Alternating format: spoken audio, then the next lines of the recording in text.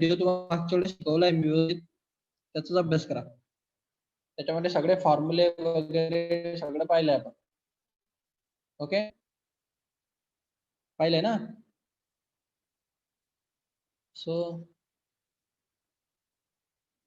आता तितकी डीप मध्ये जायची गरज पडणार नाही डिफ्रॅक्शन.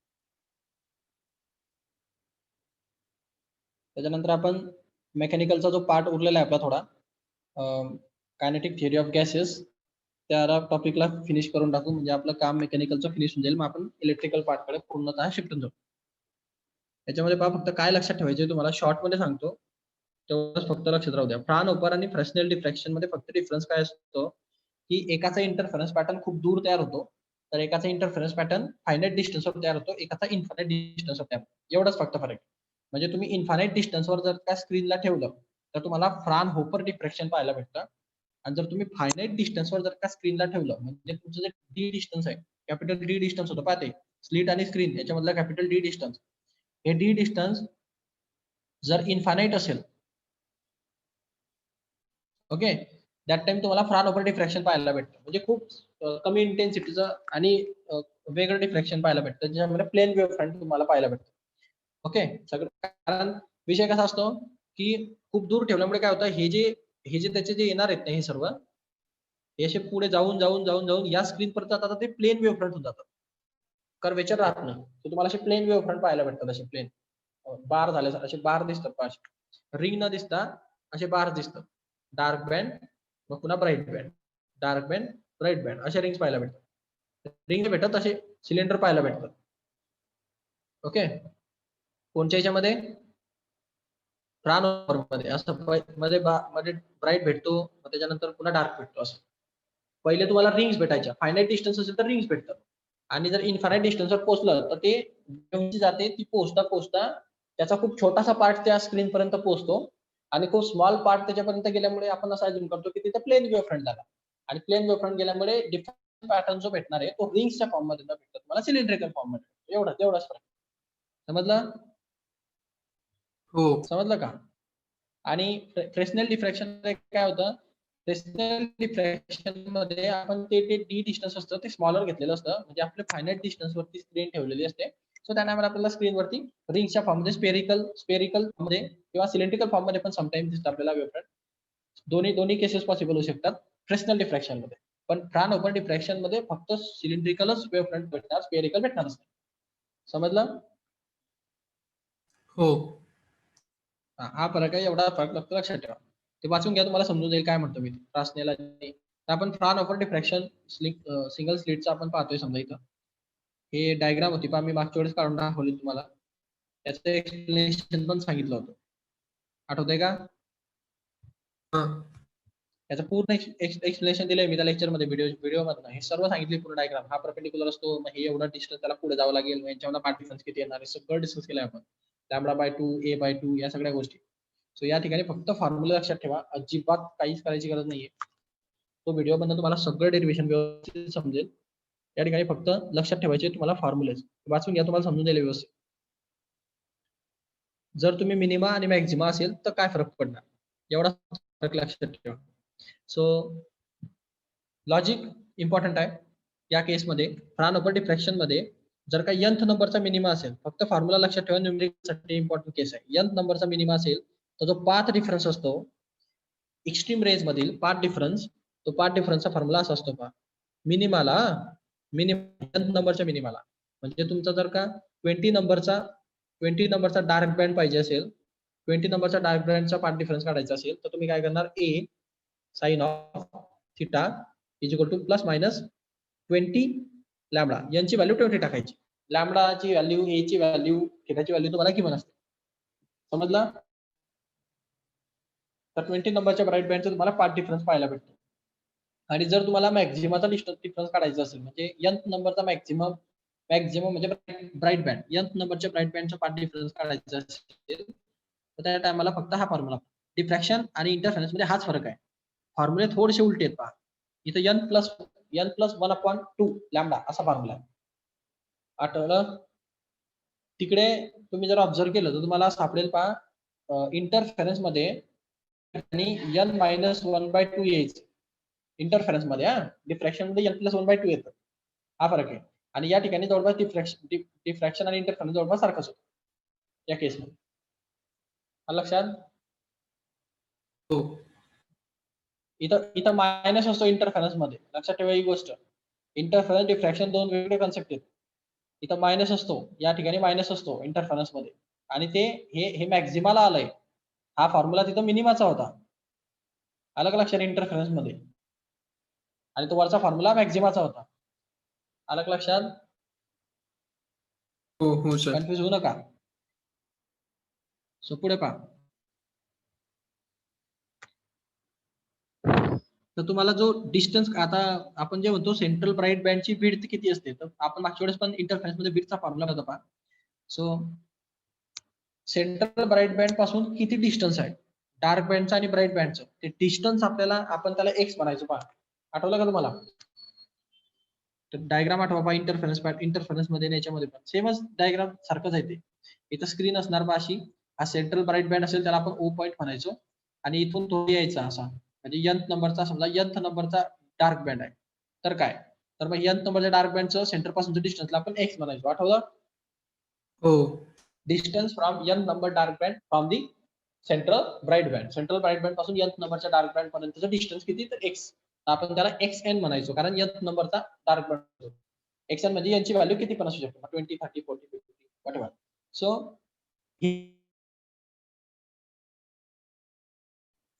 काय याचं ते xn, काय याचं इंटरफेरन्स मध्ये xn,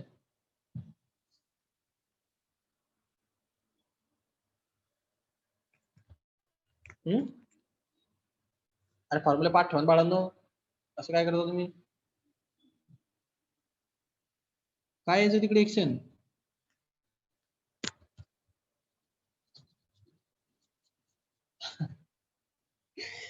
अवघड आहे, परत सांगावं लागेल ते सगळं. हे बा, कुठं इंटरफेरन्स,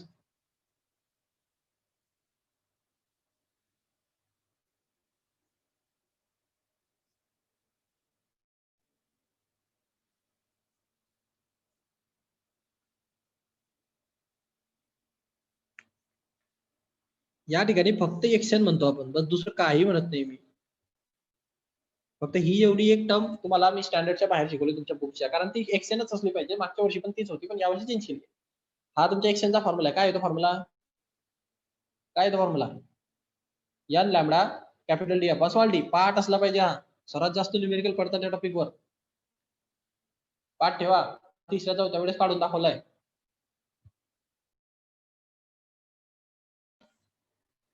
ओके, आणि बीडचा फॉर्म्युला हा असतो,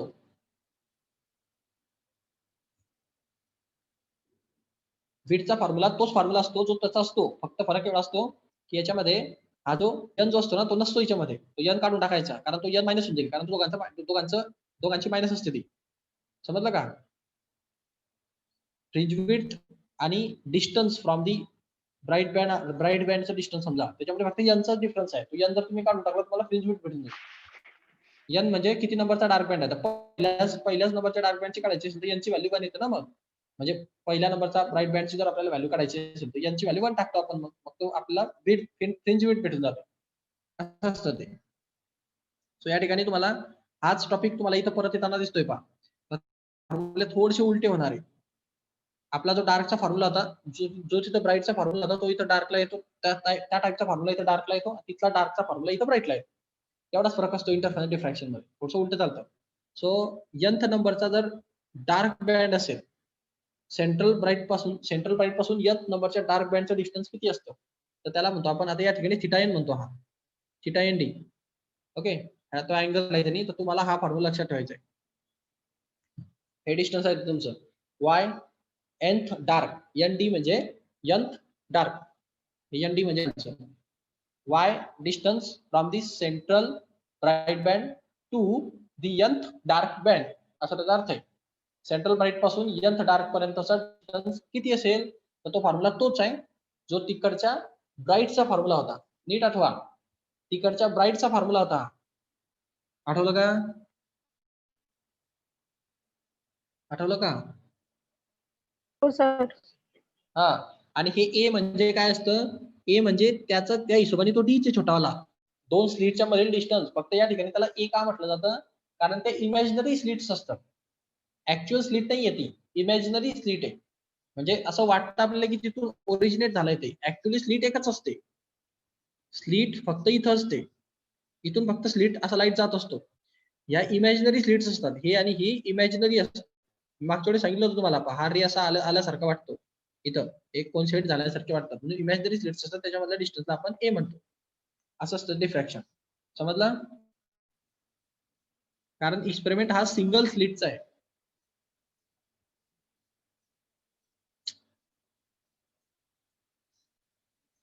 एक्सपेरिमेंट हा सिंगल स्लिटचा होता. मागचे व्हिडिओ जर तुम्ही पाहिले असतील तर तुम्हाला मी सांगितलं होतं पहा, एकच स्लिट असते, एका स्लिट पासून पुढे ते एक लेन्स लावला जातो, त्या लेन्समुळे ते रिफ्रॅक्ट होतात, आणि रिफ्रॅक्ट झाल्यामुळे आपल्याला ते असं वाटतं की ते इथं तयार झाले असतील स्लिट. समजलं का? मागच्या वेळेस सांगितलं होतं पहा मी तुम्हाला, मागचे हे दाखवून. आता हे आणि इथं दाखवलं नाही तसं व्यवस्थित, पण त्याच्यामध्ये दाखवलं होतं मी तुम्हाला. सो हे इमॅजिनरी स्लिट्स असतात दोन तयार झालेल्या, रिफ्रॅक्शन मुळे रिफ्रॅक्टेड रे असे तिथून ओरिजिनेट झाल्यासारखं वाटतं आपल्याला लेन्सच्या मागे, म्हणून आपण त्याला इमॅजिनरी म्हणतो. त्याच्यामध्ये डिस्टन्सला आपण स्मॉल ए म्हणतो. म्हणजे हे स्मॉल ए सुद्धा इमॅजिनरी स्लिटच्या मधला डिस्टन्स आहे, म्हणजे त्याला त्या हिशोबाने इंटरफरन्सच्या हिशोबाने आपण कॅपिटल नाही स्मॉल डीच म्हणणार. इंटरफरन्सच्या हिशोबाने स्मॉल डीच येतो. या ठिकाणी इमॅजिनरी म्हणून आपण त्याला तसं कन्सिडर केलं ऍक्च्युअली.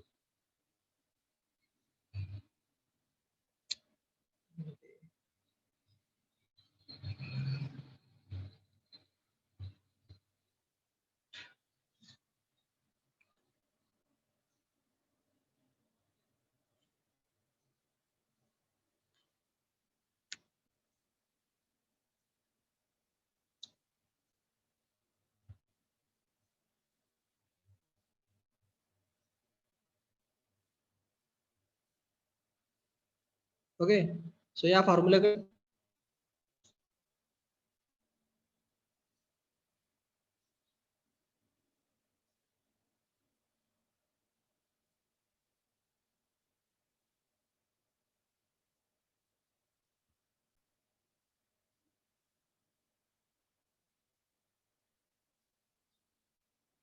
या फॉर्म्युल्याकडे नाही द्या. हा एक्झॅक्ट फॉर्म्युला आहे जो इंटरफेरेन्स मध्ये होता. फक्त फरक एवढा आहे की हा डार्क लाईट डिफ्रॅक्शन मध्ये आला का लक्षात, आणि या ठिकाणी तिथं डी. ओके, आणि मी तुम्हाला सांगितलं होतं पहा की हे lambda capital D upon small D म्हणजे फ्रिंज विड्थ असते. मी तुम्हाला सांगितलं वजन काढून टाकायचा, फ्रिंज विड्थ भेटते, त्याला आपण डब्ल्यू म्हणतो. तर तुम्ही या lambda capital D upon small D च्या जागी डब्ल्यू टाकू शकता, कारण ती फ्रिंज विड्थ आहे. समजलं? हो समजलं का? सर. हा, मागचे फॉर्म्युले याच्यामध्ये जम्बलिंग होते, म्हणून ते जम्बलिंग क्लिअर करतोय मी. तिथल्या मॅक्झिमाचा जो फॉर्म्युला आहे तो इथं डार्क लाईट, इथला डार्कचा तिथं मॅक्झिमाला असेल. फक्त ठिकाणी n-1/2 टर्म होती, तर n+1/2 असते डिफ्रॅक्शन मध्ये. आता हे ब्राईट बँडची कंडिशन आहे. ब्राईट बँडची कंडिशन मध्ये इथं n+1/2 लॅम्बडा बाय ए असतो. हा फॅक्टर महत्वाचा आहे, lambda by A, n+1/2 lambda by ए. आता या ठिकाणी n प्लस का झाला, त्याचं कारण आहे ब्राईट बँड हा कधी पण एकाने जास्तच असणार, म्हणून त्या ठिकाणी प्लस येतो. आणि मागच्या इंटरफेरन्स मध्ये डार्क बँडची कंडिशन होती, डार्क बँड कधी पण एकाने कमी असतो, कारण सेंट्रलला ब्राईट बँडच तयार होतो, त्याच्यानंतर बाकीचे बँड तयार होतात, म्हणून एक ब्राईट हा जास्तच भेटणार, म्हणून तो प्लसची व्हॅल्यू असते इथं ब्राईट बँड. त्या ठिकाणी हाच फॉर्म्युला मायनस साठी वापरला जायचा, कारण तिकडे मागच्या वेळेस डार्क साठी तो वापरला जायचा इंटरफेरन्स मध्ये. डार्क हा कधी पण एकाने कमी असतो, म्हणून त्यासाठी तो मायनस असतो.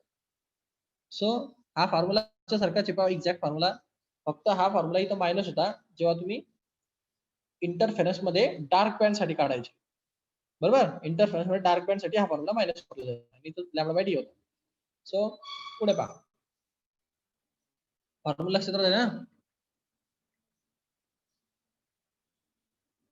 हॅलो हॅलो, लक्षात राहतायत ना फॉर्म्युले? हा फॉर्म्युला मेजर लक्षात ठेवा. हा फॉर्म्युला आहे मेन,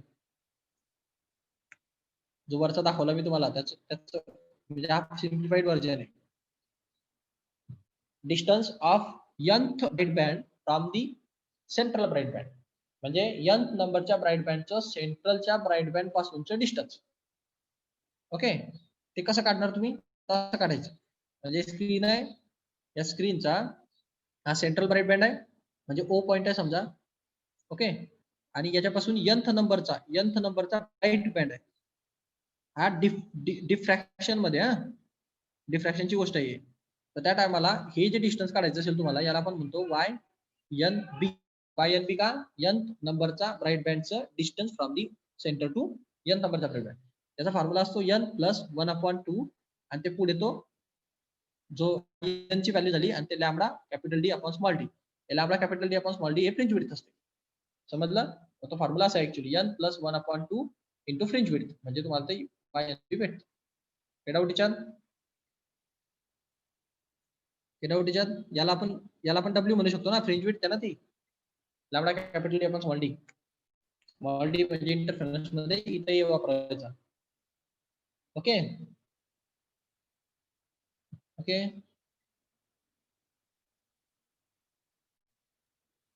आणि पुढचा प्रश्न आहे, width of the central bright fringe.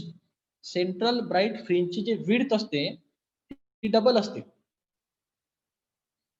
Central bright फ्रिंजची विड्थ असते डबल कोणाच्या?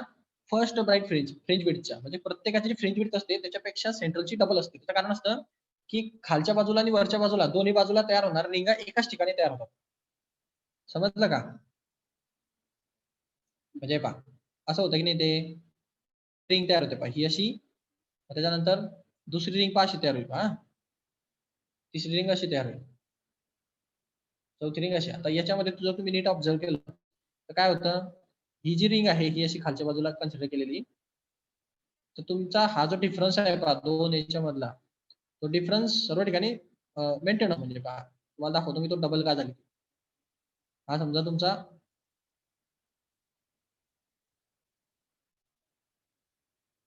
फर्स्ट ब्राईट आहे आणि तुमचा सेंट्रल ब्राईट होता समजा. ओके, डायग्राम चुकली. चला,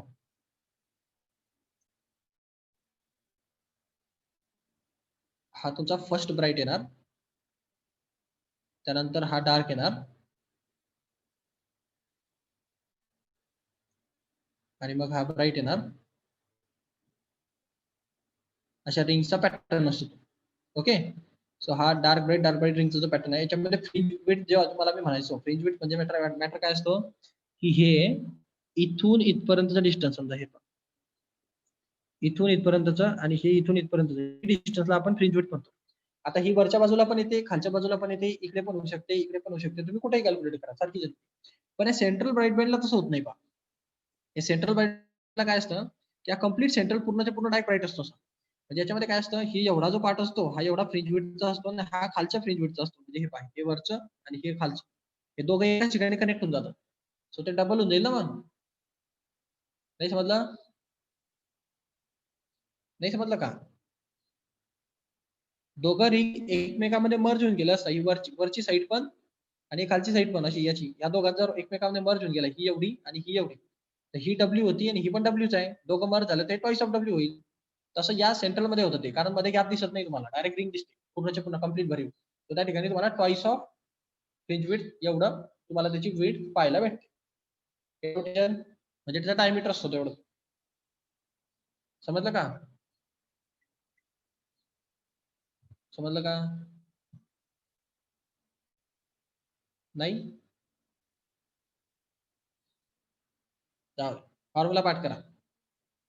ट्वाइस ऑफ फ्रिंज विड्थ, हे सेंट्रलची फ्रिंज विड्थ असते कधी पण, सेंट्रलला डबल असते कधी पण, लक्षात ठेवायचं. सो ट्वाइस ऑफ फ्रिंज विड्थचा फॉर्म्युला असतो lambda capital D upon small D.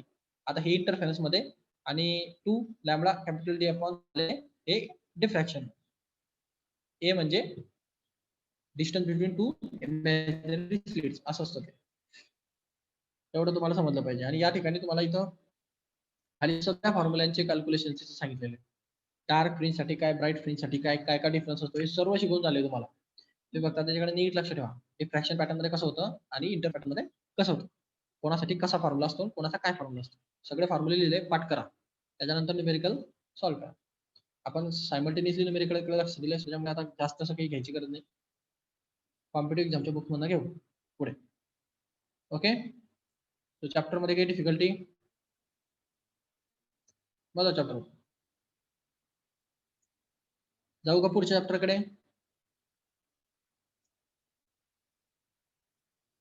Hello, जाऊ का नेक्स्ट चॅप्टर कडे?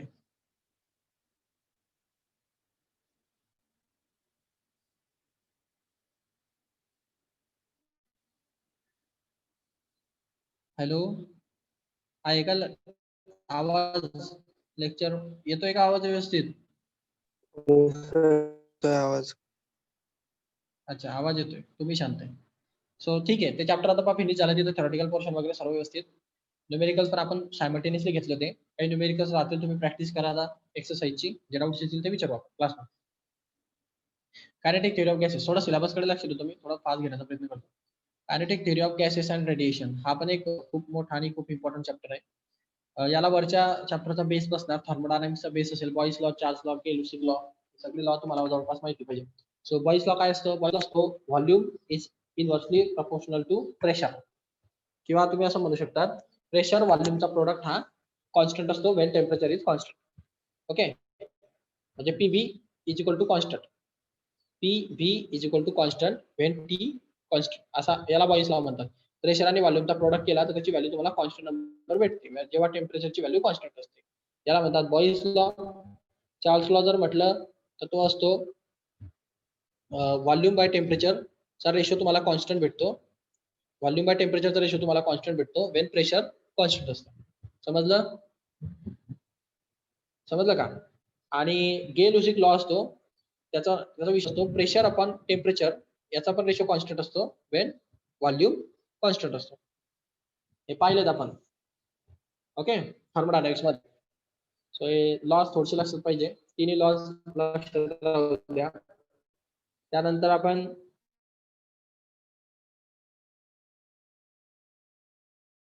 नंबर ऑफ मोल्स वगैरे तुम्हाला माहिती आहे की नंबर ऑफ मोल्स म्हणजे काय? जेवढा काही मास असतो त्याला अवघाडून नंबरने डिवाइड करायचं म्हणजे तुम्हाला नंबर ऑफ मोल्स भेटतो. हे सगळं रिवाइज करतोय थोडंसं. आणि बेसिक आयडियल गॅस इक्वेशन जे असतं ते काय असतं? PV is equal to N R T. Ideal gas equation आहे. पी म्हणजे प्रेशर, व्ही म्हणजे व्हॉल्यूम, एन म्हणजे नंबर ऑफ मोल्स, आर म्हणजे गॅस कॉन्स्टंट, टी म्हणजे टेम्परेचर. ओके, आता इथून जे आयडियल गॅस इक्वेशनचे टेम्परेचर वगैरे जे होतं त्याचं बिहेवियर बद्दल डिस्कस करा आपण गॅसेसच्या. त्याच्यामध्ये तुम्हाला गॅसेसचं बिहेवियर कसं असतं, त्याच्यामध्ये कुठले प्रेशर सप्लाय होतात, तो कसा कसा व्हॉल्यूम एक्सपांड करतो, सगळ्या प्रकारचं तुम्हाला त्याचे काय काय डिग्री ऑफ फ्रीडम असू हॅलो शकतात, सगळ्या प्रकारचे. 3.2, 3.3 आणि 3.4 रिड्यूस झालंय. 3.2, 3. पी आणि 3.4. 3.4 हे सगळे पॉईंट रिड्यूस झाले का? हा, आणि लास्टचा एक 3.8 रिड्यूस झालाय. 3.8 पण रिड्यूस झालाय. ओके, आता तसंही सुरुवातीचे पॉईंट काही महत्वाचेच नाहीये, काढून पण काही फायदा नाही. काय आहे त्याच्यामध्ये? 3.5 पासूनच ऍक्च्युअली डेटा येतो आणि तिथूनच तुम्हाला अभ्यास पण करायचा सुरुवात असते. ठीक आहे, बऱ्यापैकी आहे समजा बॉडी डायग्राम वगैरे. हे पहा, तर 3.5 पासून स्टार्ट करू. सुरुवातीची काही गरज नाही, जशी भाकडे गप्पा दिलेल्या असतात. तर प्रेशर ऑफ आयडियल गॅस हे महत्वाची गोष्ट आहे. पहा, आयडियल गॅसचं प्रेशर किती असतं, त्याच्यामध्ये किती प्रेशर असणार आणि ते प्रेशरचं डेरिव्हेशन तुम्हाला विचारलं जातं. ते डेरिव्हेशन जे आहे ते डेरिव्हेशन तुम्हाला काढून दाखवावं लागते pressure of ideal gas. Okay, sometimes बऱ्याच वेळेस तुम्हाला याच्यावर क्वेश्चन विचारले गेलेले आहेत, याचे कॅल्क्युलेशन थोडेसे टफ पण केले गेले.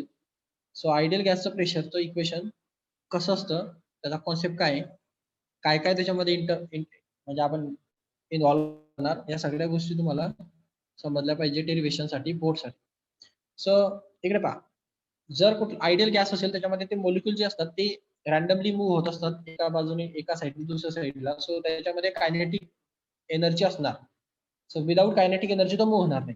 आणि कुठल्या ऑब्जेक्टला जर तुम्ही प्रेशर देतात तो ऑब्जेक्ट एका हाय प्रेशर कडून लो प्रेशरकडे मूव्ह होण्याचा प्रयत्न करतो. सो हाय प्रेशर कडून लो प्रेशरकडे मूव्ह होण्याचा प्रयत्न करत असताना त्याच्यामध्ये काहीतरी कायनेटिक एनर्जी स्टोअर्ड असते. सो ते कायनेटिक एनर्जीमुळे त्याला जे प्रेशर अप्लाय होतं किंवा त्याच्यामध्ये जे प्रेशर डेव्हलप होतं, प्रेशर किती असतं, अशा टाईपचा हा टॉपिक आहे. ओके, सो याच्यामध्ये पहा, तुम्हाला जे प्रेशर डेव्हलप करायचे त्या गोष्टीने तुम्ही प्रेशर डेव्हलप करू, म्हणजे ऍक्च्युअली त्याच्यामध्ये एनर्जी डेव्हलप करू शकता. एक तर तुम्ही त्याला हाय प्रेशरमध्ये ठेवा किंवा तुम्ही त्याचं टेम्परेचर वाढवा. टेम्परेचर वाढवल्यामुळे मॉलिक्यूल एक्साइटमेंट स्टेट मध्ये येतात आणि एक्साइटेड स्टेट मध्ये येऊन त्याच्यामध्ये कायनेटिक एनर्जी डेव्हलप होते आणि ते प्रेशर डेव्हलप करते. ओके, किंवा मग तुम्ही आर्टिफिशियल प्रेशर डेव्हलप करून त्याला मूव्ह करू शकता. सो कायनेटिक एनर्जी डेव्हलप दोन गोष्टींमुळे होते, एक तर प्रेशर आणि एक टेम्परेचर. ओके, तुम्ही पाहिलं असेल पहा, जर एक ऑब्जेक्ट असेल, तुम्ही एक व्हेसल घ्या, त्या व्हेसलवर पाणी टाका आणि वरनं झाकण ठेवून द्या. ओके, तर त्याला गरम करा, ते झाकण तर फेकून देईल बाहेर. ओके, जे काही ते व्हेसल असेल, कारण बॉयलर्स वगैरे असतात, त्यांना तुम्ही जास्त वेळ दाबून नाही ठेवू शकत, त्याच्यामुळे प्रेशर डेव्हलप होतं बिकॉज ऑफ टेम्परेचर. आणि ते टेम्परेचर मुळे का डेव्हलप झालं, कारण मॉलिक्यूल तुम्ही एक्साइटेड स्टेट मध्ये घेऊन आलात आणि एक्साइटेड स्टेट मध्ये आल्यानंतर त्याच्यामध्ये जी एनर्जी डेव्हलप होते कायनेटिक एनर्जी डेव्हलप होत असते. सो दॅट्स वाय त्याच्यामध्ये फोर्स डेव्हलप होतो, तो फोर्स रेजिस्टन्स म्हणून काम करतो बाकीच्या वॉल्सला. सो त्यामुळे डॅमेज होण्याचे चान्सेस असतात. सो हा सगळा जो टॉपिक आहे प्रेशरशी रिगार्डिंग वगैरे, हे हायड्रोलिक सिस्टीम जिथं असतात तिथे यूज केले जातात, किंवा मग न्यूमॅटिक सिस्टीम, म्हणजे हायड्रोलिक नाही म्हणता येत, न्यूमॅटिक सिस्टीमला यूज केला जातो. न्यूमॅटिक सिस्टीम मध्ये एअर असते, हायड्रोलिक सिस्टीम मध्ये लिक्विड असतं. त्याच्यानंतर तुम्हाला हे बॉयलर्स वगैरे जे असतात, मोठमोठे पॉवर प्लांट्स असतात, त्या ठिकाणी ऍप्लिकेशन दिसतात. प्रेशर्स वगैरे काय असलं पाहिजे, काय काय नाही, सर्वात महत्त्वाच्या गोष्टी असतात. सो एक क्युबॉइडल बॉक्स घेतलाय पहा आपण, या डेरिव्हेशनला स्टार्ट कशी करायची. एक क्युबॉइडल बॉक्स कन्सिडर करायचा, ज्याची लेंथ आहे एल. क्यूब असल्यामुळे सर्व डायमेन्शन सारखे असतील, L L L. Okay, length, breadth आणि हाईट. त्याचा व्हॉल्यूम असेल एल क्यूब. त्याच्यामध्ये आपण N number of ideal gas घेतलाय. आयडियल गॅस आपण अशासाठी म्हणतो की जो इनकॉम्प्रेस असला पाहिजे. ओके, ज्याची डेन्सिटी बिलकुल कमी असली पाहिजे, ज्याची विस्कॉसिटी 0 असली पाहिजे, अशा टाईपच्या आयडियल गॅस कंडिशन आपण ऑलरेडी वरती डिस्कस केलेल्या आहेत. आयडियल फ्लुइड जे आयडियल गॅस कंडिशन असते, आपण सेकंड चॅप्टर मध्ये आयडियल फ्लुइडच्या कंडिशन पाहिल्या होत्या.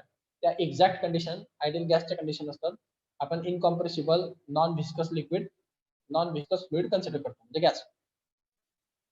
सो असा टाईपचा आपण गॅस कन्सिडर केला. तो फिगर मध्ये दिसतोय का तुम्हाला, तिथे दाखवलेला. त्याच्यामध्ये एम मास त्याचा एम आहे आणि तो शेडेड रिजन कडे मूव्ह होतोय. ओके, वॉलकडे. तर मग आता तो जर शेडेड रिजन कडे मूव्ह होत असेल, तर मग त्याची वेलॉसिटी असेल काहीतरी व्ही. तर व्ही वेलॉसिटी असताना तो किती प्रेशर बिल्ड करेल त्या वॉलवरती, तो किती प्रेशर बिल्ड करेल त्या वॉलवरती, त्याचा फॉर्म्युला आपल्याला काढायचा. समजलं कंडिशन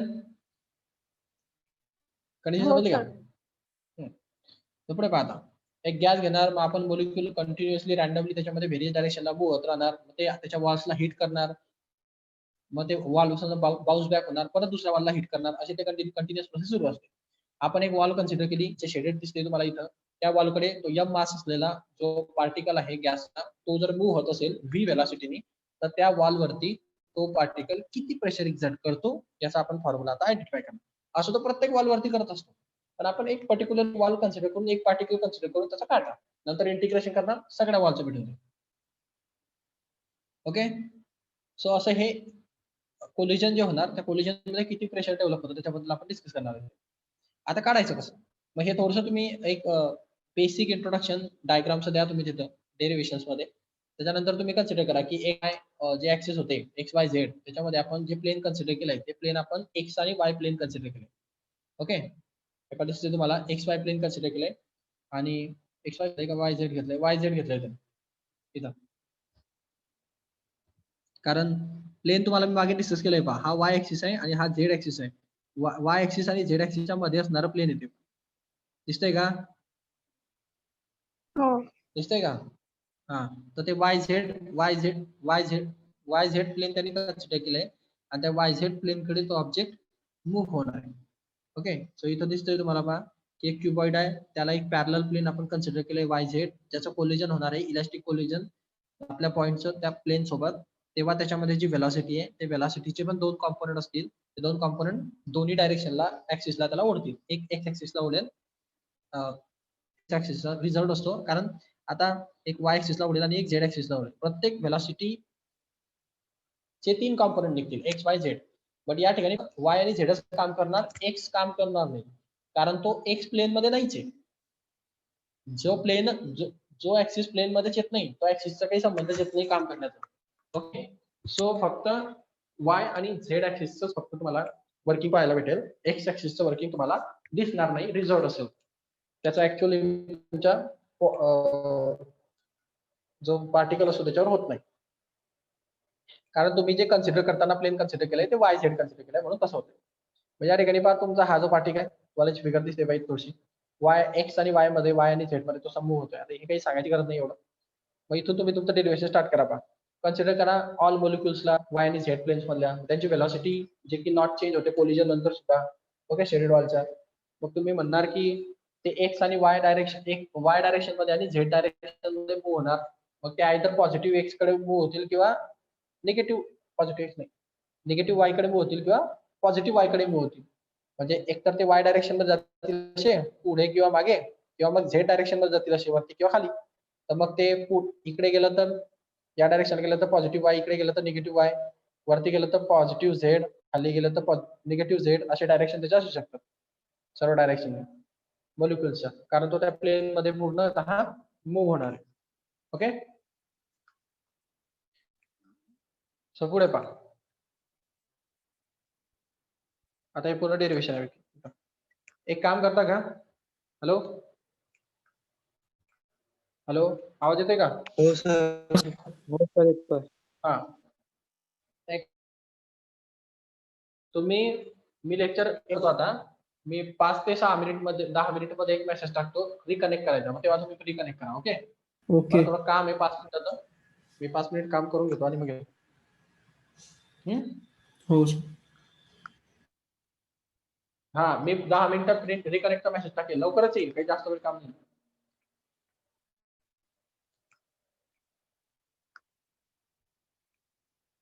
मला मागच्या वेळेस मी काय सांगितलं होतं तो x positive x positive Y positive Z किंवा निगेटिव्ह वाय निगेटिव्ह झेड मध्ये मोशन परफॉर्म करणार. ओके सो आता या केस मध्ये आपण जर पाहिलं तर एक एक्स वाय आणि झेड डायरेक्शन मध्ये पॉझिटिव्ह आणि निगेटिव्ह असा फरक जाणवतो कारण तो त्या प्लेन मध्ये मूव्ह होणार आहे.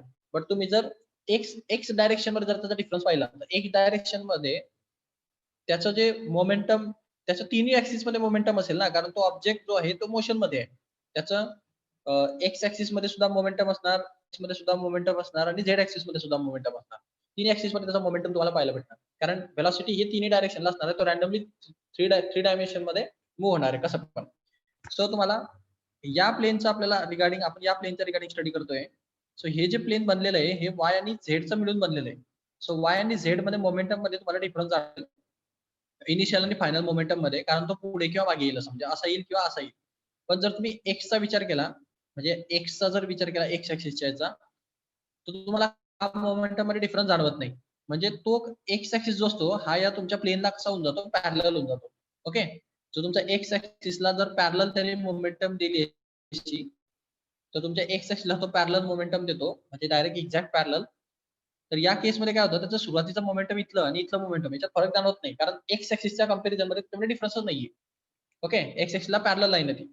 सो आपल्याला जो मोमेंटम मधला जो फरक आहे तो वाय आणि झेड ऍक्सिस मधल्या मोमेंटम मधला फरक दिसतो कारण तो त्या प्लेन कडे मूव्ह होत असतो.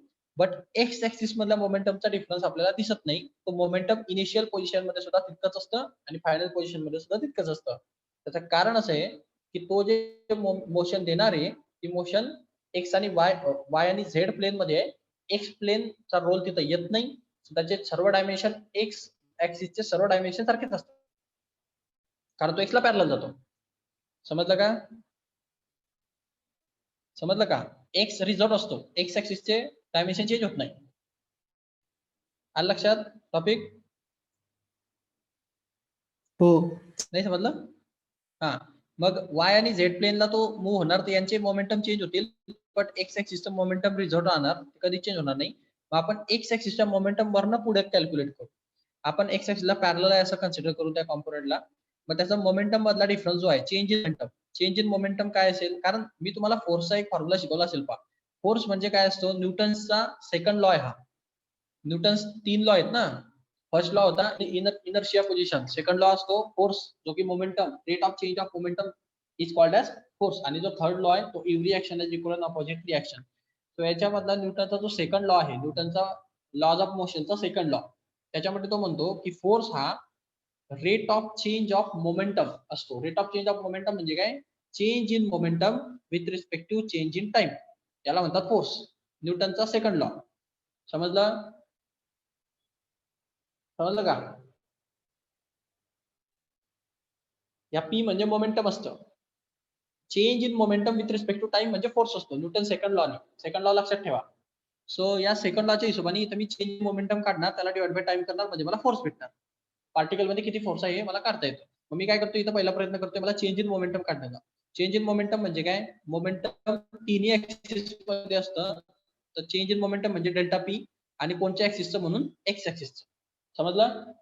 Change in momentum in X axis is equal to, आता मी तुम्हाला सांगितलं पहा, एक्स ऍक्सिसला तो पॅरलल असणार. एक्स ऍक्सिस मध्ये सुरुवातीची केस आणि नंतरची केस मध्ये काहीच डिफरन्स तुम्हाला जाणवणार नाही. दोघं केसेस तुम्हाला सारख्याच जाणवतील. दोनही केसेस मध्ये सारखंच डिस्टन्स तुम्हाला मेंटेन होणार आहे, कारण ते फक्त पॅरलल आहे. ते आयदर ते पुढे किंवा मागे होणार. मग आता हा जो पॉईंट आहे, हा पॉईंट एक्स ऍक्सिस मध्ये, जर तुमचा एक्स ऍक्सिस असा असेल तर आयदर तो झिरोच्या इकडे -x मध्ये येऊ शकतो किंवा +x मध्ये येऊ शकतो. एक्स ऍक्सिस फक्त प्लस किंवा मायनस एवढा डिफरन्स दिसेल तुम्हाला. ऍक्च्युअल जे त्याच्या व्हेलॉसिटी मध्ये जो फरक पडायला पाहिजे तो पडणार नाही. मग तुम्हाला जर इनिशियल आणि फायनलचा जर आपण विचार केला, तर आपलं जे फायनल मोमेंटम तयार झालं असेल ते असणार -mvx, आणि इनिशियल जे मोमेंटम होतं ते mvx होतं. ओके, सो प्लस आणि मायनसचा फरक असतो फक्त. सो -mvx आणि mvx. mv म्हणजे काय, मोमेंटमचा फॉर्म्युला आहे. मोमेंटम म्हणजे काय असतं, mass into velocity. Velocity x axis मधली. आता वेलॉसिटी हे वेक्टर क्वांटिटी आहे, त्याला डायरेक्शन ऍज वेल एज मॅग्निट्यूड असते. तो इथं डायरेक्शन पण असणार फायनल आणि इनिशियल. तो फायनल लेफ्ट साईडला चाललाय म्हणून मग एक्स ऍक्सिसच्या ऑपोजिट डायरेक्शनला चाललाय म्हणून त्याचा मायनस घेतला जातो. इनिशियलला तो प्लस मध्ये होता म्हणून ते प्लस घेतला जातो.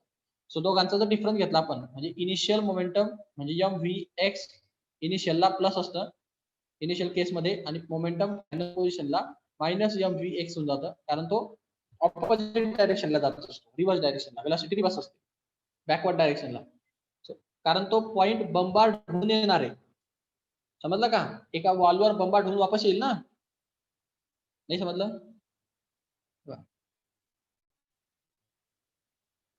हा जो पार्टिकल आहे ना, या पार्टिकलचं इनिशियल मोमेंटम आणि फायनल मोमेंटम, म्हणजे हा सध्याला इनिशियली इथे आहे, म्हणजे याचा मोमेंटम mvx आहे. हा असा जाणार, याच्यावर बंबार्ड होणार, म्हणून तो रिटर्न होईल की नाही असा, त्याच डायरेक्शन मध्ये. समजलं का? समजलं का? कोलाइड होऊन वापस येईल ना, मग त्यावेळेस त्याचा मोमेंटम किती झालेलं असेल, मास तर चेंज होत नाही, फक्त वेलॉसिटी चेंज झालेली असेल vx, फक्त डायरेक्शन चेंज होईल, त्याची मॅग्निट्यूड सगळी सारखी राहील. न्यूटनच्या थर्ड लॉनी every action as equal and opposite reaction, जेवढी ऍक्शन त्याच्यावर केली गेली mvx, तेवढीच इक्वल अँड ऑपोजिट रिएक्शन तुम्हाला भेटणार, फक्त निगेटिव्ह डायरेक्शनला. समजलं? समजलं का? हो सर. मग हे झालं तुमचं फायनल मोमेंटम आफ्टर कोलिजन, हे तर इनिशियल मोमेंटम. या दोघांमधला फरक काय असेल, त्यांचं चेंज इन मोमेंटम. हा दोघांमधला डिफरन्स इथं तुम्हाला चेंज इन मोमेंटम मध्ये पाहायला भेटेल पहा. So final momentum is -mvx minus of initial momentum mvx. So -mvx -2mvx असं आहे पहा, -x -2x असं. समजलं? सो त्या हिशोबाने तुम्हाला चेंज इन मोमेंटमचा फॉर्म्युला -2mvx भेटलाय, म्हणजे मोमेंटम मध्ये जो चेंज होतो तेवढा होतो ड्युरिंग कोलिजन झाल्यानंतर, वॉलवरती रिबाउंड झाल्यानंतर, आणि नंतर दोघांमधला जो डिफरन्स आहे तो तुम्हाला 2mvx एवढा पाहायला भेटेल रिबाउन्सिंग नंतर. आता आपण फक्त मॅग्निट्यूड घेतली, याची डायरेक्शन घेतली नाही मोमेंटम मधली. आता पुढे समजा we know that the average force exerted by the molecule on the wall equal to the average rate of change of momentum during time. आताच मी तुम्हाला सांगितलं, आपण मोमेंटम मधला फरक काढतोच कशासाठी, आपल्याला फोर्स पाहिजे, बरोबर? तुम्हाला काढून दाखवलं ना मी formula, rate of change of momentum म्हणजे dp डिवाइड बाय dt, त्याला म्हणतात फोर्स. न्यूटनचा लॉ आहे हा, second law of Newton law of motion, त्याच्यामधला सेकंड लॉ येतो. सो सेकंड लॉ आहे, फोर्स हा rate of change of momentum असतो. So rate of change of momentum is called as force. Okay, rate of change ऑफचा अर्थ असतो change in momentum with respect to time. आपण जे change in momentum काढलंय ते आपल्याकडे आहे m2mvx, त्याला डिवाइड बाय टाइम केला आपण, ते आपल्याला काय भेटून जाईल, त्या पार्टिकल मध्ये असलेला फोर्स मिळेल. काय डाऊट त्याच्यामध्ये? समजलं का? Okay, hello. हो सर. ठीक. आवाज अटकतो 12 वाजेला. सो मला आवाज अटकला की सांगा. 12च्या नंतर आवाज अटकायला स्टार्ट होते. पुढे पहा. तर मग आपला जो फोर्स असणार तो change in momentum with respect to time असेल. सो याचा जर ऍव्हरेज आपण काढायचा म्हटलं तर कोलिजन मध्ये पहा after colliding with the shaded wall, आपण जर शेडेड वॉलला कोलाइड झाल्यानंतर after colliding the shaded wall काय होते, molecule travel in opposite wall, म्हणजे तो त्याच्या एक्झॅक्ट अपोजिट वॉलला ट्रॅव्हल व्हायला लागतो. साधी गोष्ट आहे ना, तुम्ही फक्त एक्स ऍक्सिस मध्ये डायरेक्शन घेतली बस, दुसरं कशातच नाही. म्हणजे वॉल वरती एकदा कोलाइड होणार तो वापस एक्झॅक्ट अपोजिट डायरेक्शनला रिव्हर्स होतो. तुम्ही एक्स ऍक्सिसला पॅरलल डायरेक्शन कन्सिडर करताय फक्त, त्याच्यामध्ये वाय आणि झेड दोघही ऍक्सिस नाही कन्सिडर होणार, फक्त एक्स ऍक्सिसला पॅरलल आहे असं तुम्ही अज्युम केलंय. So it travels toward the shaded region. Okay. आणि मग it means the molecule travel a distance 2L between the two collision. आता त्यांनी दोन कोलिजनच्या मध्ये 2L एवढा डिस्टन्स ट्रॅव्हल केला. आता कसं तर पहा, तो सध्याला या मॉलिक्यूल जवळ होता. डायग्राम कुठे गेली? हा हे पहा, हा आता हे इथं कन्सिडर केलं याला. ऍक्च्युली हे वॉल वरती असं वॉल वरती असतो या इथून निघणार समजा एवढा डिस्टन्स याला आहे बरोबर ना, हे माहिती तुम्हाला एवढं याला आहे. सो इथून हा निघाला इथं, हे फर्स्ट टाइम त्यांनी एल डिस्टन्स ट्रॅव्हल केलं आणि तिथून कोलिजन झाल्यानंतर तो रिटर्न होतो पहा असा, आणि तो वापस त्या वॉलवर कोलाइड व्हायला जातो. तिथून तो एल डिस्टन्स ट्रॅव्हल करतो. म्हणजे त्यांनी डिस्टन्स ट्रॅव्हल केलं, किती डिस्टन्स ट्रॅव्हल केलं टोटल मिळून? 2L डिस्टन्स ट्रॅव्हल केलं ना दोन कोलिजनच्या मध्ये. नाही समजलं?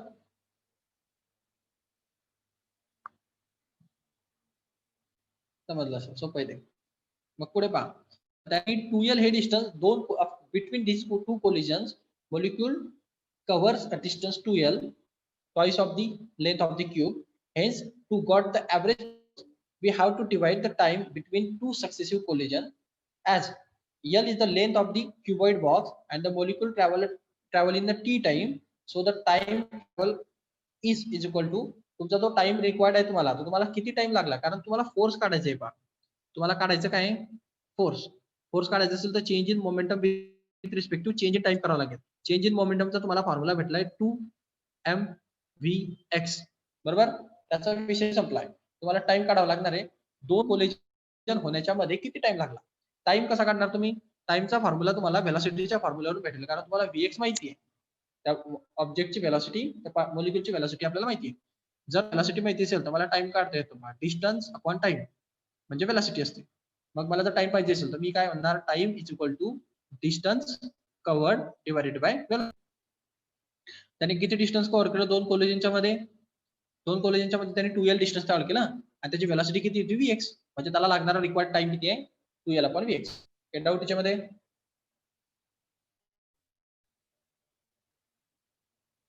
काही डाऊट याच्यामध्ये? नाही सर. हा, आता मी तुम्हाला म्हटलं फोर्स जर पाहिजे तर हे होतं चेंज इन मोमेंटम 2mvx आणि हा होता टाइम. या दोघांचा रेशो करावा लागेल. मग इथं 2L अपॉन vx यांचा रेशो केल्याशिवाय तुम्हाला फोर्स मिळेल का? Change in momentum with respect to time म्हणजे फोर्स असतो. समजलं? काय करणार आहे पुढे मी? पुढे पहा मग आता आपण फोर्स फाइंड करणार.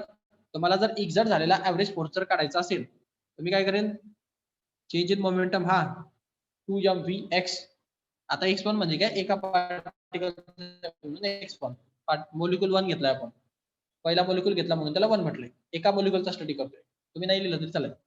आणि त्याला डिवाइडेड बाय त्याचा टाइम होता 2L अपॉन vx.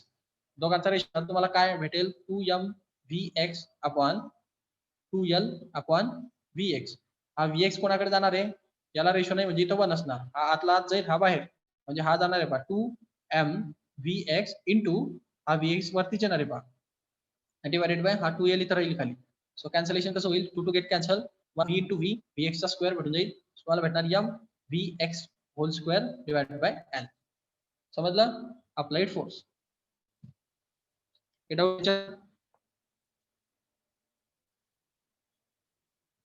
समजलं का?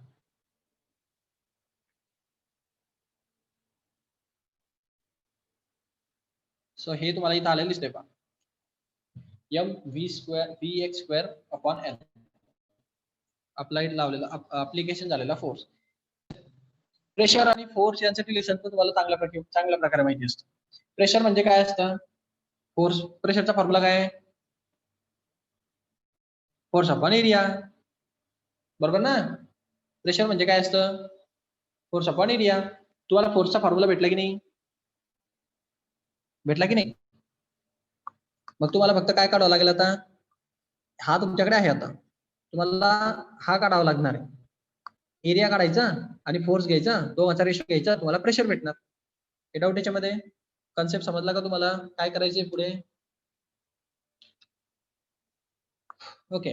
आता आपण एका पार्टिकलचा विचार केलं होतं, तर आपल्याला फोर्स जर का ऍव्हरेज फोर्स काढायचा असेल, ऍव्हरेज फोर्स काढायचा असेल म्हणजे सगळ्या पार्टिकलचा ऍव्हरेज, तर सगळ्या पार्टिकलचा ऍव्हरेज फोर्स कसा काढणार आपण, तर आपल्याला सर्व पार्टिकलची ऍव्हरेज सम घ्यावी लागेल. आपल्या एका पार्टिकलचा जो फोर्स होता त्याचा फॉर्म्युला होता mvx² डिवाइडेड बाय l, बरोबर. तर आपला जो लेंथ आहे ती इथं क्युबॉइडची चेंज होत नाही, मास तर चेंज होत नाही, फक्त प्रत्येक पार्टिकलची व्हेलॉसिटी चेंज होत राहणार आहे, कारण क्युबॉइडची लेंथ थोडी चेंज होते. क्यूब ज्या डायमेन्शन मध्ये तो त्या डायमेन्शन मध्येच राहणार आहे. मास प्रत्येक मोलिक्युलचं जवळपास सेमच राहणार आहे, फक्त त्यांची व्हेलॉसिटी मध्ये फरक पडतो. एक मोलिक्युल जास्त व्हेलॉसिटी जातो, कमी व्हेलॉसिटी जातो. मग त्यांची व्हेलॉसिटी 1 2 3 4 5 6 अशी व्हेलॉसिटीची सम करून टाकायची सर्वांची. तर या सर्वांचा फॉर्म्युला काय तयार होईल, m आणि l कॉन्स्टंट असतो, तो बाहेर निघणार आणि याच्यामध्ये फक्त व्हेरिएबल टर्म Vx आहे, त्याची व्हेलॉसिटी प्रत्येक मोलिक्युलची व्हेलॉसिटी डिफरंट असते, प्रत्येक मोलिक्युलची व्हेलॉसिटी डिफरंट असणार. सो दॅट्स वाय तुम्हाला Vx1 चा स्क्वेअर प्लस, कारण अल्जेब्रिक सम होणार ना सगळ्यांची, ऍव्हरेज फोर्स म्हणजे काय, अल्जेब्रिक सम करायची. सो पहिल्या व्हेलॉसिटीचा स्क्वेअर, मग दुसऱ्या मोलिक्युलच्या व्हेलॉसिटीचा स्क्वेअर, मग तिसऱ्या मोलिक्युलच्या व्हेलॉसिटीचा स्क्वेअर. ओके. असं करता करता इन्फानाइट पार्टिकल्स, इन्फानाइट मोलिक्युल असतील तेवढ्या सगळ्यांच्या व्हेलॉसिटीचा स्क्वेअरची सम करायची, त्याला m/l ने मल्टिप्लाय करायचं, तुम्हाला ऍव्हरेज फोर्स भेटून जाणार. समजलं. ऍव्हरेज फोर्सचा फॉर्म्युला अल्जेब्रिक सम म्हणतो आपण याला. काही प्रॉब्लेम कोणाला याच्यात, काही प्रॉब्लेम आहे कोणाला, नसेल तर पुढे जातो. जसं आपण ऍव्हरेज फोर्स काढला तसं आपल्याला ऍव्हरेज प्रेशर पण काढावं लागेल. ऍव्हरेज प्रेशर का काढावं लागेल, कारण सर्व मोलिक्युलचा कंबाईन प्रेशर निघेल ना, ते पूर्ण त्या क्यूब किती प्रेशर आहे क्यूब मध्ये, ते ऍव्हरेज प्रेशर असणार, सर्व मोलिक्युलचा कंबाईन प्रेशर असणार. मग कंबाईन प्रेशर काढण्यासाठी आपला फॉर्म्युला काय तयार होईल कंबाईन प्रेशरचा, तर प्रेशर पण जर आपल्याला ऍव्हरेज प्रेशर पाहिजे असेल, सर्व मोलिक्युलचं मिळून जर पाहिजे असेल, तर मग आपला फोर्स सुद्धा ऍव्हरेजच असणार आणि प्रेशर एरिया जो असणार तो वॉलचा, म्हणजे आता वॉलचा काही ऍव्हरेज प्रश्नाचा संबंध येत नाही. वॉलचा एरिया असतो, तो एका मोलिक्युलला पण तेवढाच आहे आणि बाकीच्या मोलिक्युलला पण तेवढाच आहे, त्यामुळे त्याचा काही इश्यू नाही आहे. एका वॉलचा एरिया किती येणार, तो ज्याच्यावर बंबार्ड होणार आहे त्या वॉलचा एरिया आपण घेऊ, आणि त्याचा फोर्स किती लागणार आहे तो फोर्स ऍव्हरेज असेल, कारण सगळे मोलिक्युल एक साथ येऊन बंबार्ड होणार आहे आणि त्याच्यामुळे प्रेशर पण ऍव्हरेज प्रेशर तयार होणार. समजलं का. नसेल समजलं तर लक्षात ठेवा, ही वॉल आहे पहा, या वॉल वरती असे इन्फानाइट नाही म्हणता येणार, असे करोडो मोलिक्युल्स असतील त्याच्यामध्ये, असे सगळे येऊन बंबार्ड होणार आहेत. समजलं का. या सर्वांची व्हेलॉसिटी एकाची v1x, याची vx2, याची vx3 अशी सर्वांची व्हेलॉसिटी असेल आणि सगळे या वॉलवरती बंबार्ड होतील. या वॉलचा एरिया चेंज होणार नाही, वॉलचा एरिया एच राहील. याचे फोर्स, याचा फोर्सच राहील, जो याचा पहिला फोर्स राहील F1 F2 F3 असे सगळे फोर्सेस राहतील. ओके. या सर्वांची अल्जेब्रिक सम आपण ऍव्हरेज फोर्स काढतो. तो ऍव्हरेज फोर्स म्हणजे या सर्वांचा कॉमन फोर्स आणि हा एरियावर, म्हणजे हा फोर्स आपण एरिया केला तर आपल्याला याचा ऍव्हरेज प्रेशर भेटणार. समजलं. सो आपण ऍव्हरेज प्रेशरच्या फॉर्म्युल्याकडे शिफ्ट होतोय आता. मग तुम्हाला इथं दिसेल पहा, हा ऍव्हरेज प्रेशरचा फॉर्म्युला, हा average force divide by area of the shaded wall एवढा असणार, कारण वॉलचा जेवढा एरिया तेवढा. वॉलचा एरिया हा लेंथचा स्क्वेअरच येईल, कारण तो एक रेक्टँगल सारखा आहे असा. तर रेक्टँगल ही डायमेन्शन त्याची लेंथ आहे आणि ही डायमेन्शन लेंथ आहे, लेंथ इंटू लेंथ, त्याचा काय होईल लेंथचा स्क्वेअर, हा त्याचा एरिया होईल. काय डाऊट याच्यामध्ये, वॉलच्या एरियामध्ये नसेल. सो हा ऍव्हरेज फोर्सचा फॉर्म्युला हा होता तुमचा, आणि हा तुमचा याला डिवाइड बाय तुम्हाला लेंथचा स्क्वेअर करावा लागणार, कारण तो एरिया आहे. तर तुम्हाला काय फॉर्म्युला भेटेल, हा जो आहे याला डिवाइड बाय एल स्क्वेअर करावा लागेल. तर हा एल स्क्वेअर आणि हा खालचा एल हे जवळ येतील, बरोबर. तर एलचा क्यूब होऊन जाईल तो, म्हणजे पहा हे एलचा क्यूब होऊन जाईल, हा लक्षात, आणि हे वरचं उरलेलं ऍज इट इज इथं. त्याच्यामध्ये प्रेशर मध्ये समजला क्वेश्चन?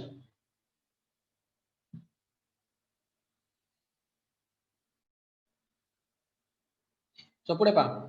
आता समजा मला जर suppose average of square of x component of velocity is given by, म्हणजे याला ऍव्हरेज स्क्वेअर म्हणतात, म्हणजे ऍव्हरेजचा स्क्वेअर काढायचा. आता ऍव्हरेजचा स्क्वेअर कसा काढणार? तर तुम्ही काय म्हणणार की जर मला ऍव्हरेज जर काढायचा असेल तर ऍव्हरेज आपण कसं काढतो? सर्वांची सम करतो, म्हणजे याला स्क्वेअर ऍव्हरेज म्हणतात, कारण सर्व टर्मची स्क्वेअर आहे ना, सो स्क्वेअर ऍव्हरेज आहे. नुसता ऍव्हरेज आणि स्क्वेअर ऍव्हरेज मध्ये फरक असतो, म्हणजे कशी टर्म असते, फक्त फरक असतो. जसं की आता मी तुम्हाला इथे सांगतोय पहा, स्क्वेअर ऍव्हरेज आपण कशाला म्हणणार? समजा 1 चा स्क्वेअर प्लस 2 चा स्क्वेअर प्लस 3 चा स्क्वेअर प्लस 4 चा स्क्वेअर आणि याला डिवाइड बाय 4 करायचं, कारण 4 नंबर होते, बरोबर? सो 1 2 3 चा स्क्वेअर आणि मग 4, याचा जे आन्सर येणार त्याला ऍव्हरेज स्क्वेअर म्हटलं जातं. ऍव्हरेज स्क्वेअर किंवा ऍव्हरेज स्क्वेअरचा ऍव्हरेज काढला मग. आणि नुसतं ऍव्हरेज आपण कशाला म्हणतो? नुसतं ऍव्हरेज म्हणतो 1 प्लस 2 प्लस 3 प्लस 4 आणि डिवाइड बाय 4च. हा सिंपल ऍव्हरेज आहे, समजला? स्क्वेअर करून स्क्वेअर ऍव्हरेज होतो. सो इथं आपण आपल्या व्हेलॉसिटीचे आपल्याला स्क्वेअर दिलेले होते, म्हणून मी स्क्वेअर ऍव्हरेज घेतोय, ऍव्हरेज स्क्वेअर व्हॅल्यू काढतो त्याची. सो या सर्वांची ऍव्हरेज स्क्वेअरची जी व्हॅल्यू असते त्याला डिवाइड बाय ते जेवढे असतील ते किती मोलिक्युल्स आहेत ते n मोलिक्युल्स समजा, जेवढे मोलिक्युल असतील तेवढ्या मोलिक्युलने डिवाइड करायचं. ऍव्हरेज आपण असं काढतो, सर्वांची सम डिवाइड बाय जेवढे मोलिक्युल असतील तेवढ्याने डिवाइड करायचं, आपल्याला ऍव्हरेज भेटते. सो इथं स्क्वेअर ऍव्हरेज भेटणार आपल्याला. आलं लक्षात? आपण तेवढ्या मोलिक्युलने आपण त्याला डिवाइड केलं. तर तुम्हाला ही जी स्क्वेअर ऍव्हरेजची व्हॅल्यू भेटली, हे भेटली पहा Vx1 चा स्क्वेअर प्लस Vx2 चा स्क्वेअर Vx3 चा square up to Vn square divide by n. आता या व्हॅल्यूला तुम्ही प्रेशरच्या फॉर्म्युल्यामुळे थोडंसं कन्वर्ट करणार, तर तो कन्वर्ट असा होतो पहा. जसं की तुमचा जो हा ऍव्हरेज स्क्वेअर व्हॅल्यू आहे, ऍव्हरेज स्क्वेअर व्हॅल्यू म्हणजे ही ऍव्हरेज स्क्वेअर व्हॅल्यू आहे की नाही. आता आपण काय करू शकतो की ही जी टर्म तुम्हाला पाहायला भेटते, ही टर्म जर मी या फॉर्म्युल्यामधून फाइंड केली आणि ते इथं सबस्टिट्यूट केली तर चालेल ना? म्हणजे पहा, ही जी टर्म आहे ही सेम टर्म आहे की नाही, ही आणि ही, हे डाऊट आहे याच्यामध्ये? सारखेच येतात दोघं, सारखे आहेत की नाही? मग काय करायचं, या टर्म मधनं ही टर्म काढायची, या खालच्या फॉर्म्युल्यामध्ये, म्हणजे ऍव्हरेज स्क्वेअरच्या फॉर्म्युल्यातनं ही टर्म काढायची, जी मी हायलाइट केली पाहता. तर हा n इकडे शिफ्ट होईल, तर तुम्हाला काय फॉर्म्युला भेटेल? हा n इथून निघेल आणि इथं n मल्टिप्लाय होईल पहा, n v स्क्वेअर, आणि ते बार ऍव्हरेजला इंडिकेट करते, म्हणजे ऍव्हरेज स्क्वेअर आहे तो Vx चा, असा त्याचा अर्थ असतो. हे असं जे लिहिलं होतं ना, Vx चा ऍव्हरेज स्क्वेअर आहे तो Vx चा. So average square into number of molecule जर केले तर आपल्याला ही टर्म भेटते पहा, अल्जेब्रिक सम सर्वांची. सो ही टर्म घेणार मी आणि या टर्मच्या जागी सबस्टिट्यूट करणार. समजलं ही गोष्ट? समजलं? तुम्हाला फॉर्म्युला काय भेटतो पहा, या टर्मच्या जागी मी हा n इथून काढून इकडे आलेला आहे, ही टर्म घेतो आणि सबस्टिट्यूट करतो. आणि हे पहा, l इंटू l म्हणजे एरिया असतो, l स्क्वेअर म्हणजे एरिया असतो,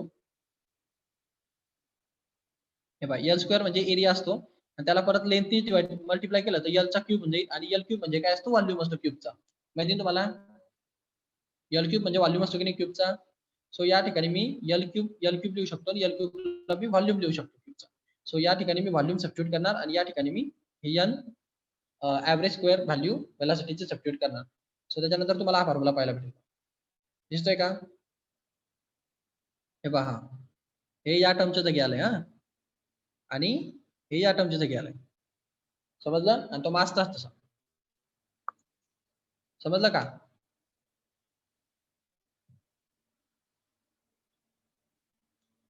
ओके.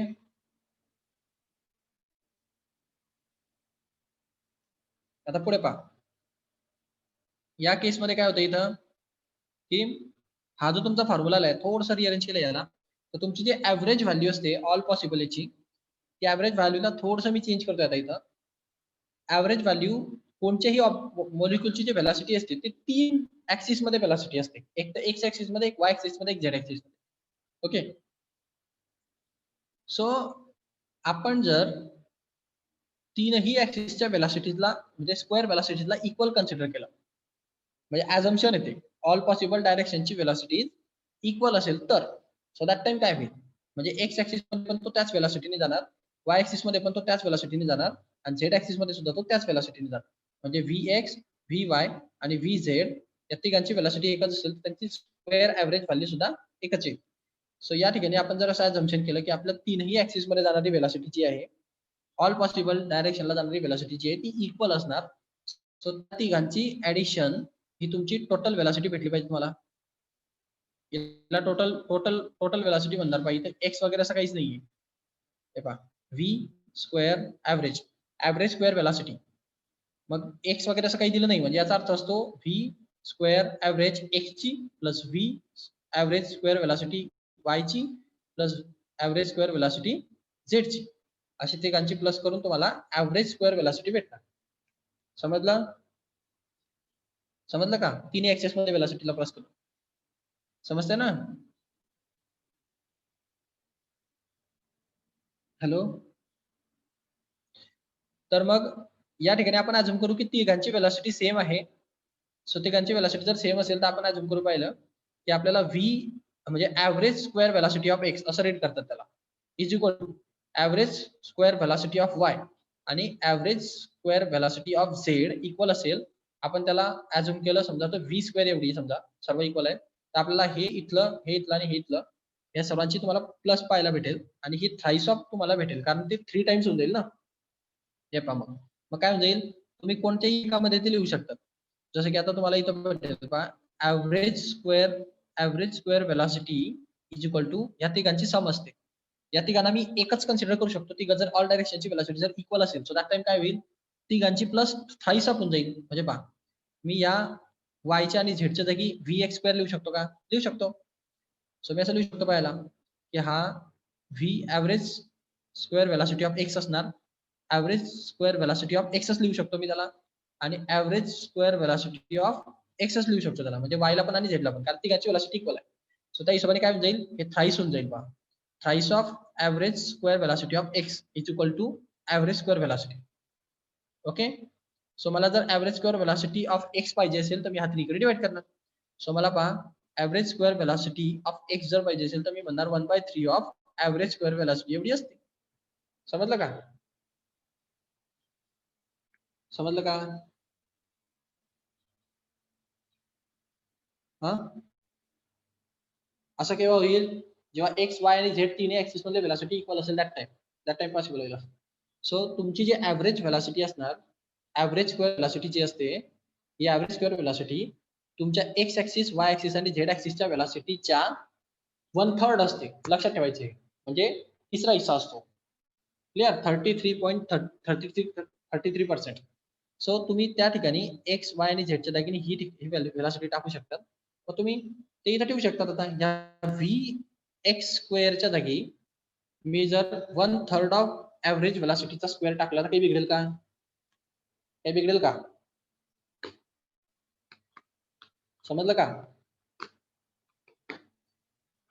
कारण Vx ची व्हॅल्यू तीच आहे ना.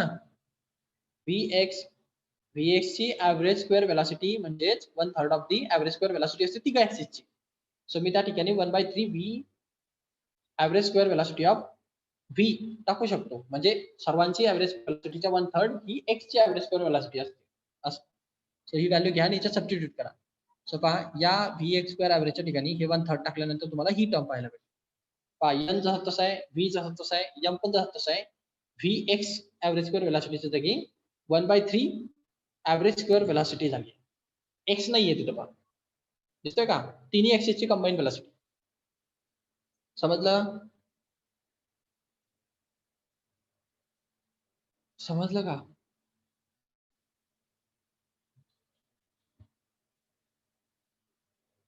फॉर्म्युला इम्पॉर्टंट आहे. याला म्हणतात ऍव्हरेज प्रेशरचा फॉर्म्युला, गॅसचा ऍव्हरेज प्रेशरचा फॉर्म्युला. ज्याला काही समजलं नाही त्यांनी हा फॉर्म्युला कमीत कमी लक्षात ठेवा. म्हणजे डेरिव्हेशन तर तुम्हाला द्यावं लागेल, पण न्यूमेरिकल साठी average pressure is equal to n म्हणजे नंबर ऑफ मॉलिक्युल्स, v म्हणजे व्हॉल्यूम, m म्हणजे मास ऑफ द मॉलिक्युल, आणि याला म्हणतात average square velocity of 3 axis. तिन्ही ऍक्सिसची कंबाईन ऍव्हरेज स्क्वेअर वेलॉसिटी.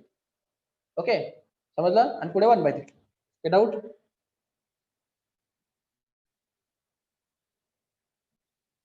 जमतंय मग? ठीक आहे, आज आपण इथे थांबू. जास्त जायची गरज नाही. एवढं डेरिव्हेशन तुम्ही व्यवस्थित लिहा.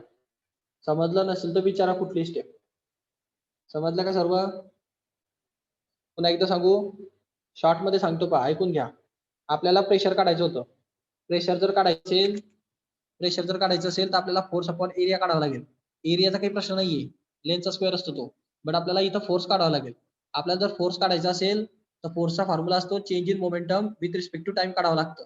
जर आपल्याला चेंज इन मोमेंटम काढायचं असेल तर मोमेंटम एक्स ऍक्सिस मध्ये चेंज होत नाही, म्हणून आपण त्याचा मोमेंटम एक्स ऍक्सिस मधलं काढलं. आपल्याला 2mvx भेटलं होतं मायनस, म्हणजे चेंज इन मोमेंटम त्या दोघांची मायनस करून काढायचं एक्स ऍक्सिस मधलं. आणि जर तुम्हाला टाइम काढायचा असेल तर टाइमचा फॉर्म्युला असतो डिस्टन्स अपॉन वेलॉसिटी. डिस्टन्स असते ते 2l डिस्टन्स दोन कोलिजनच्या मध्ये आणि त्याची वेलॉसिटी असते vx. सो तुम्हाला इथून टाइम भेटतो, हा फॉर्म्युला घ्या याच्यात टाका, हे मोमेंटम याच्यात टाका, हा फोर्स भेटतो, हा फोर्स याच्यात टाका आणि हा एरिया घ्या, तुम्हाला प्रेशर भेटतो. समजलं का डेरिव्हेशन? काय काय करायचंय? समजलं का? हे रफ फिगर तुमच्या ब्रेन मध्ये असली पाहिजे, त्याशिवाय तुम्हाला डेरिव्हेशन येणार नाही. आपल्याला कशानंतर काय करायचं असतं आणि काय करायचं असतं हे रफ फिगर, रफ स्ट्रक्चर तुमच्या ब्रेन मध्ये असल्याशिवाय आपल्याला डेरिव्हेशन जमत नसतं. त्याच्यानंतर हे ऍव्हरेज स्क्वेअर करायचे, त्याच्यानंतर ऍव्हरेज स्क्वेअर वेलॉसिटी काढायची, तिला थोडंसं कन्वर्ट करायचं ऍव्हरेजच्या मध्ये आणि तुमचा हा फॉर्म्युला तुम्हाला पाहायला भेटतो. P = 1/3 LVM average square velocity. Okay, थांबा पण असं. आज आफ्टरनूनला लेक्चर काही होणार नाही तुमचं.